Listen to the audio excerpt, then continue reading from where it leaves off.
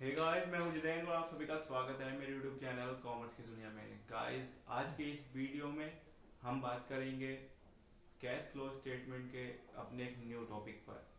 आज की इस वीडियो में हम बात करने वाले हैं how to compute cash flow from investing activities. और guys, cash flow from investing activities को कैसे कंप्यूट किया जाता है, आज ये हम परफॉर्मे के रूप में जानने वाले हैं। It this video is very very helpful for making cash flow statement.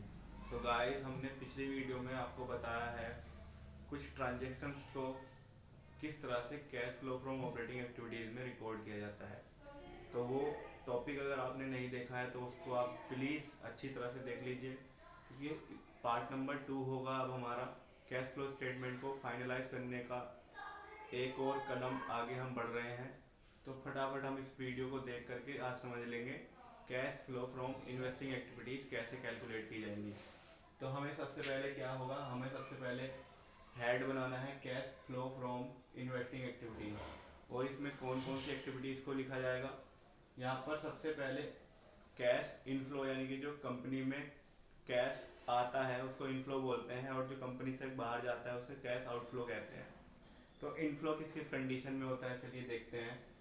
Proceed from sales of tangible और इंटेंजिबल फिक्स्ड एसेट्स। ऐसी कोई भी टेंजिबल और इंटेंजिबल एसेट जिसको बेचना हमने कंपनी में बेचा है, तो उससे क्या हुआ है, कंपनी में एसेट को बेचने से आपके पास कैश इनफ्लो होगा, पैसा आएगा। इसलिए आप इसको ऊपर यानी कि पॉजिटिव फिगर में लिखेंगे।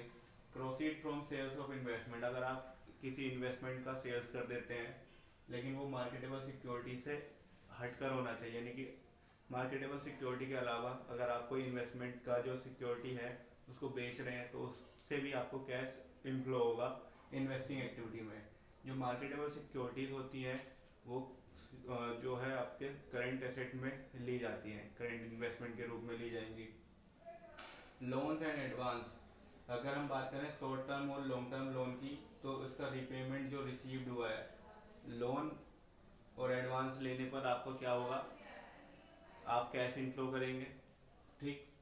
Receipt of income from investment, किसी भी तरह से आपको किसी इन्वेस्टमेंट पर कोई रिसीट हुई है, प्राप्ति हुई है आपको कुछ पैसा जो नॉन करेंट इन्वेस्टमेंट के रूप में है, तो वहाँ पर आपको ये इनकम भी कैश इनफ्लो में दिखानी होगी।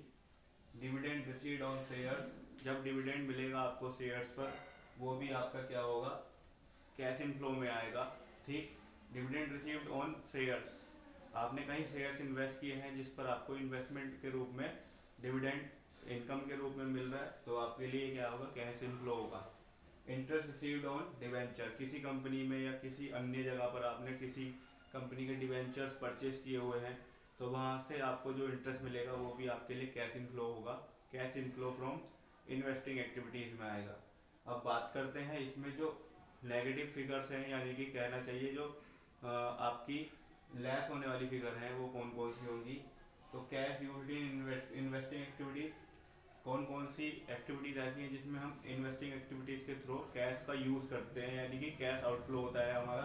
तो वो है ये payment for purchase of tangible और इंटेंजिबल फिक्स्ड एसेट्स। किसी भी टेंजिबल और इंटेंजिबल एसेट को जब हम खरीदते हैं तो उसके बदले हमें पेमेंट करना पड़ेगा, और जब हम पेमेंट करेंगे तो बिजनेस का कैश बाहर जाएगा, यानी कैश आउटफ्लो होगा। तो ये लेस यानी कि माइनस की फिगर आएगी आपकी।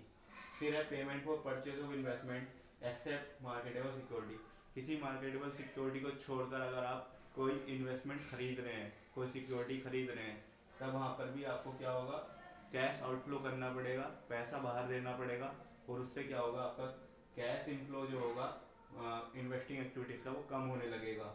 बात करें अगर हम लोन एंड एडवांसेस ग्रांटेड, अगर मान के चलिए हम कोई लोन या फिर एडवांस ग्रांट करते हैं, ठीक, उससे भी हमारे कंपनी से पैसा बाहर जा रहा है और इसी कारण से ये कैश आउटफ्लो होगा, और इसे हम माइनस वाली फिगर के हिसाब से ब्रैकेट में बंद करके दिखाते हैं। ओवरऑल हम क्या करते हैं, जितनी भी पॉजिटिव फिगर होती हैं उनका टोटल करने के बाद उन जितनी भी नेगेटिव फिगर हैं उनको माइनस करते हैं, तो आपको मिल जाता है cash flow use in investing activities, यानी कि cash flow from investing activities आपको पता चल जाती है। तो ये है क्या, ये है कैश फ्लो स्टेटमेंट का पार्ट बी। यानी कि इसको 3 पार्ट में अगर हम समझें तो पार्ट बी है ये आपका। पार्ट ए में तो आपने क्या समझा है, cash flow from operating activities समझा है। अब हम पार्ट बी पर पहुंच गए हैं, हम क्या समझ रहे हैं, cash flow from investing activities समझ रहे हैं।